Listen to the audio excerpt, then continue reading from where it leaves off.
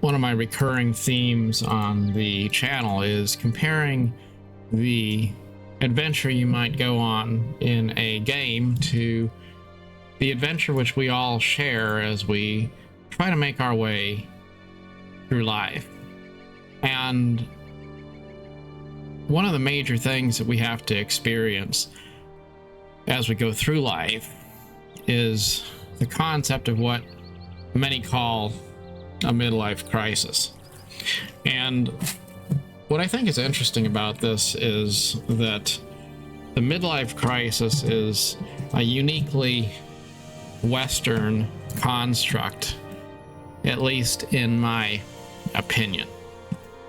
And I think a big part of the reason why this is because a lot of us in the Western world, in our society, we're very materialistic compared to people in perhaps more Eastern cultures. And as we have become secular and also inclined to judge our value on a basis of things which ultimately you can't really take with you, there's this ultimate hitting of a wall when you realize deep down inside you're not going to be around forever. You're going to die. And then there's that desire to be in denial about that.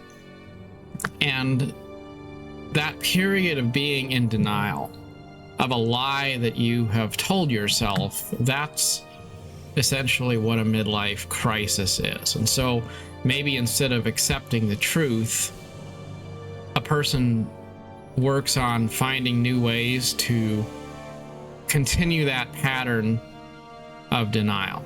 Maybe it's going out and getting the new sports car or whatever it might be, that textbook coping mechanism kicking into gear.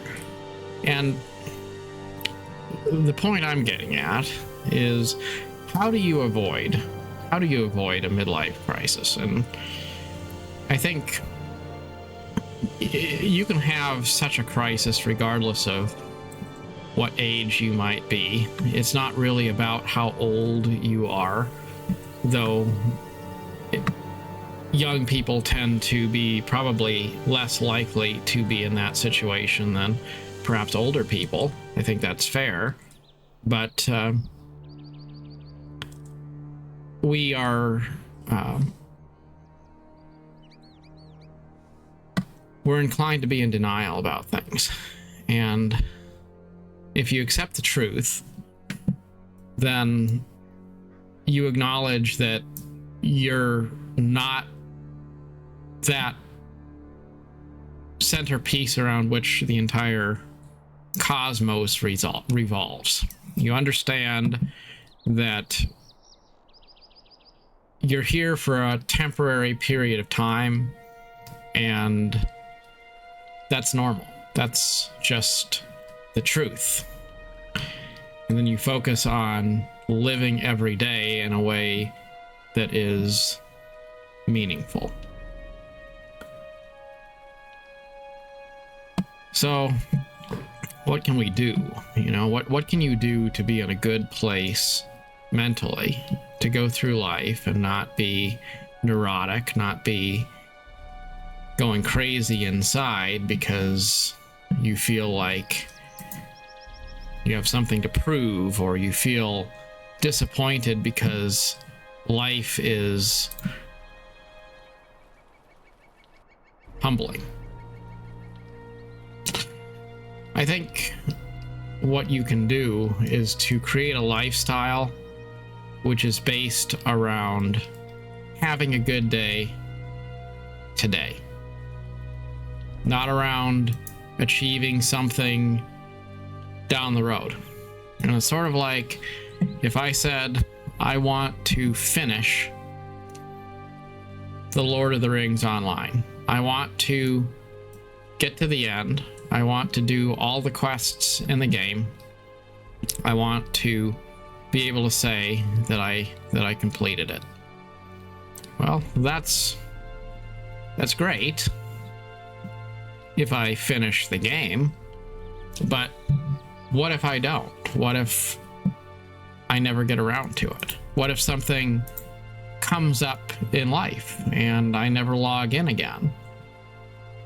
Is my progress for nothing because I didn't get to the end game? Well, no, I wouldn't say so. I would say it's a good experience. It's been a great adventure. Whether I got to the end or not, it's about the journey. And Eastern philosophy is pretty good at depicting this concept that life is validated not by the destination, but by the journey. That's why MMOs are so much fun, because they are designed to be games which essentially don't really end. Maybe in a sense they do. There's a point where it would be possible to do all the quests in the game, and so yes, it is possible to finish, but they're not designed with the concept of quickly getting to the end game being the main driving factor. They're made with the intention that it's supposed to take the player such a long time to get to the end of the journey that they really just make the game a lifestyle instead of trying to finish. Now, if you go play a single player RPG, that's probably a different story. In that case, in that case, the general idea is to, to finish the story, to get to the end. It's not a terribly long story.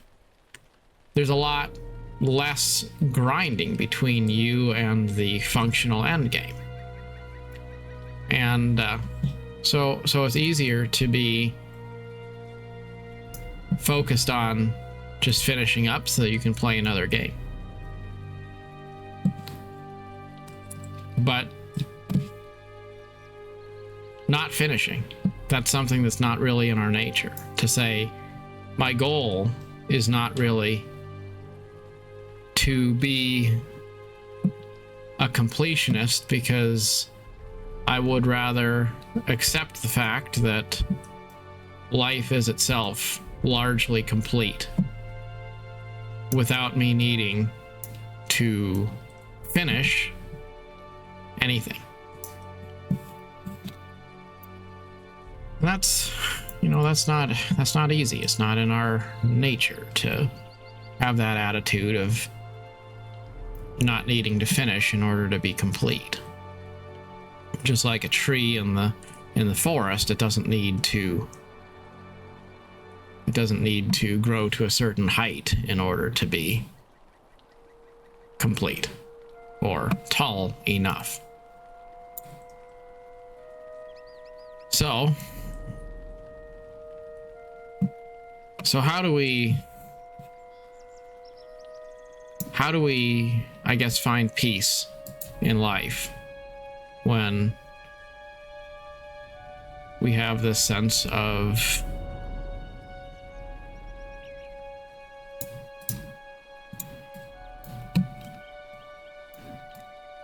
temptation to have a crisis? Well, I think have a lifestyle that's simple. Have a lifestyle that's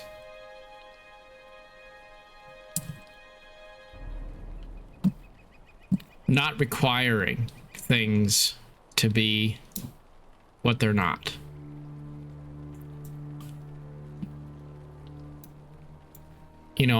I think about the things I like to do, and I enjoy playing a few games.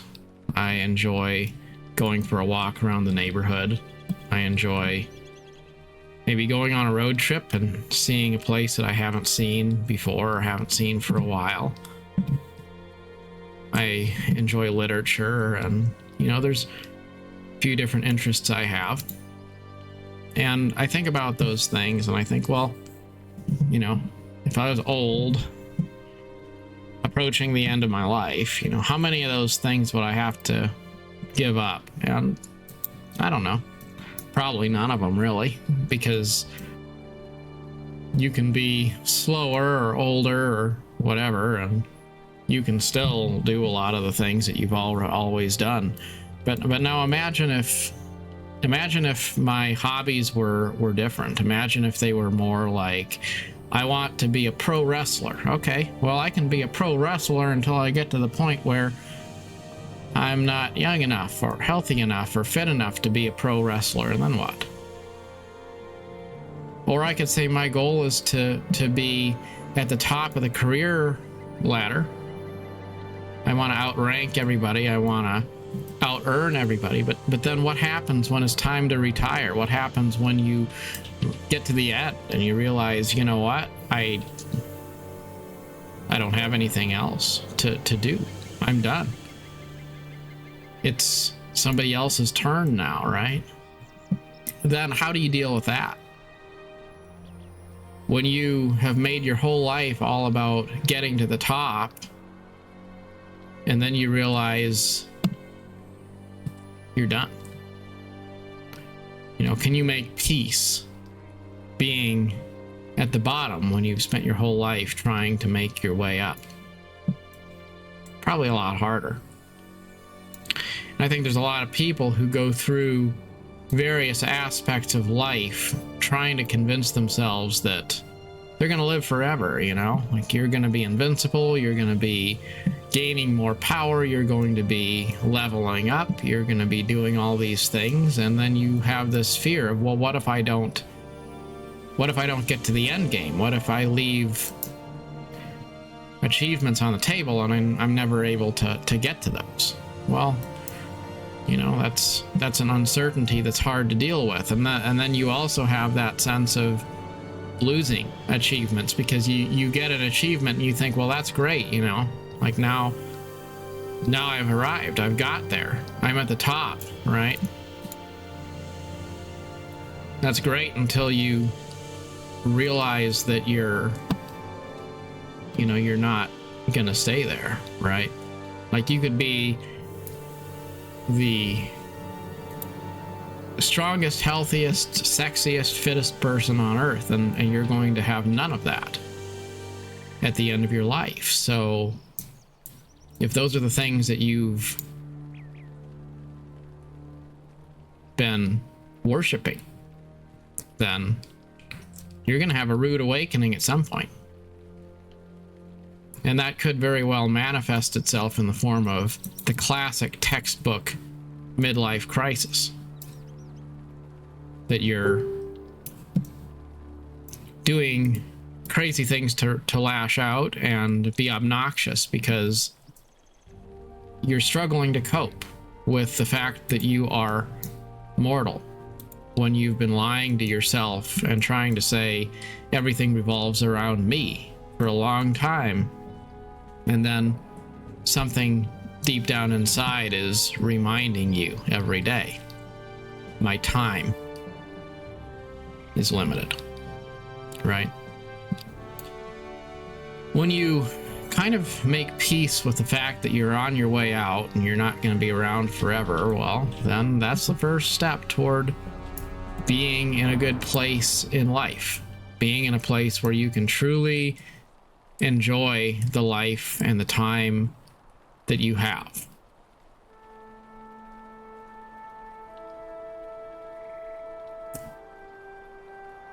I think it's important to realize this, because a lot of us tend to think, well, maybe you can't avoid having some sort of a personal crisis. That's just kind of, I guess, part of what you have to go through in life is like a rite of passage.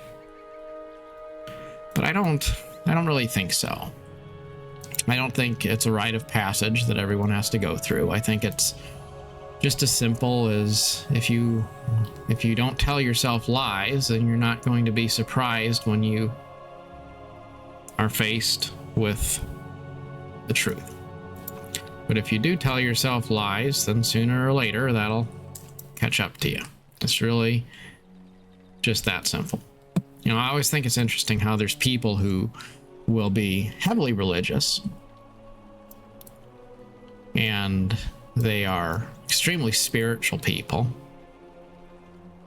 They'd be the first ones to line up and tell you that if you don't believe what they do, you're gonna potentially burn in hell. You know, those people. And yet those same people are gonna be the first ones to sign up for some kind of a crypto scam or be trying to get rich in the stock market or be raging about, you know, something related to their material standing in life. I always think it's interesting how people who are the most likely to tell you that they know what's best for your eternal soul will also be the first ones to prioritize their own physical wealth.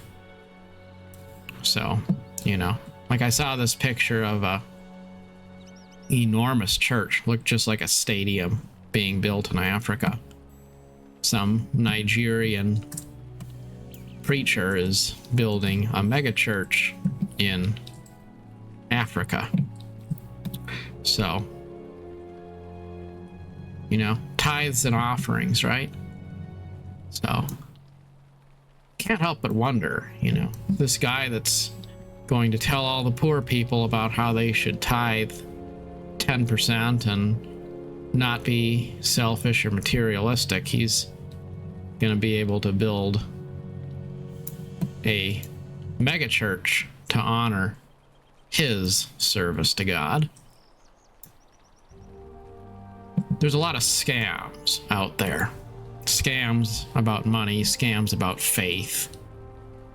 And they all cater and pander to this human desire to live forever.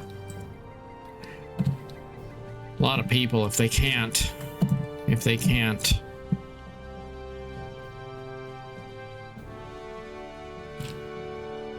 well, they want to be God. We'll just put it like that. If you can't live forever, you can maybe at least try to play God in the lives of other people. That's kind of how it seems a lot of folks are. I think the people who are the most insecure in their personal lives are probably ones who are going to be the most likely to go out there and try to weigh in on the best way for other people to save their souls.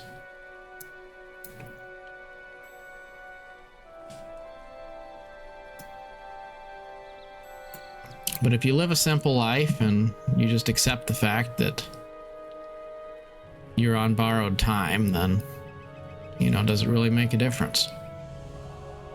Whether you have 4 days, 4 years, or 40 years ahead of you, it's not yours to choose. All you can do is choose what you are going to do with the time that is given to you. So, be at peace. And understand you don't have to finish the journey to have an adventure that's worthy and meaningful. And if you want to have a life that feels more in control, the best thing you can possibly do is to stop trying to be in control of everything. Once you stop having that attitude that everything has to go your way in order for things to be right, then it just is what it is. You surrender. And there is beauty in surrendering the things which are beyond your control. I saw a post on somebody's Facebook. You know how people like to see something and then copy and paste it and share it 500 times. Well, somebody posted something that said that if you believe in God and you're wrong, then you stand to lose nothing. Whereas if someone else doesn't believe in God and they're wrong, they stand to lose everything. So the case there is made. You should probably just believe in God, whether God exists or not, because you'd be better safe than sorry. I thought, well, that sounds a bit interesting. But there is a simpler answer. The simpler answer is believe the truth. The truth is that there's a lot we don't know. The truth is that we see now as through a glass darkly. So maybe we shouldn't believe in things that we don't know, simply because somebody threatens us or because we think we're better safe than sorry. Maybe we should just believe in the truth even when we don't know the answer, and not try to be in control of the narrative all the time. We should just let things be what they are. And as it is, that's how we will ultimately accept it. Don't have the attitude that you have to have all the answers and pick the right side to be on. Just be. There's a scene actually right here in the Lord of the Rings Online where you go out there and you interact with the my goodness, forget his name. Who is he? The guy that's over in the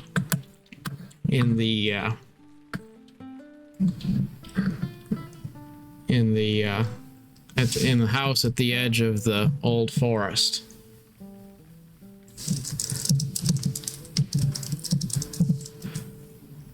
It's Tom Bombadil.